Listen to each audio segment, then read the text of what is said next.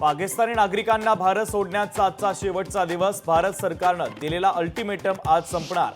मायदेशी परतण्यासाठी अटारी सीमेवर प्रचंड गर्दी। पाकिस्तानची कोंडी करण्यासाठी हालचाली तर अमेरिकेसह विविध देशांचा पाठिंबा मिळवण्यासाठी भारताकडून संपर्क साधणे सुरू। दिल्लीत परराष्ट्र मंत्रालयामध्ये 30 पेक्षा अधिक देशांच्या राजदूतांसोबत बैठक।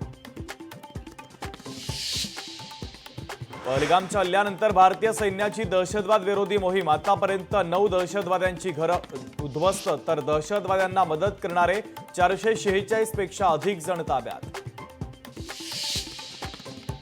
2 संशयित दहशतवादी मोबाईलमधील कॅमेरामध्ये कैद। मावळमधील पर्यटकांनी राष्ट्रीय तपास यंत्रणेला दिली माहिती। रील्स काढताना चित्रित झाले दहशतवादी।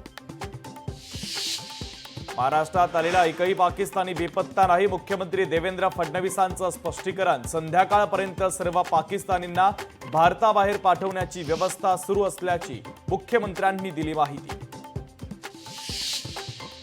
प्रेम विवाह केल्याचा राग, वडिलांकडून मुलीवर अंधाधुंद गोळीबार। जळगावच्या चोपडा शहरातील धक्कादायक प्रकार।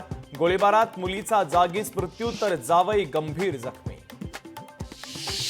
पश्चिम विदर्भातील 385 गावांमध्ये भीषण पाणी टंचाई। 64 गावात टँकरनं पाणी पुरवठा तर बुलढाणा जिल्ह्यात सर्वाधिक 31 टँकरनं पाणी पुरवठा।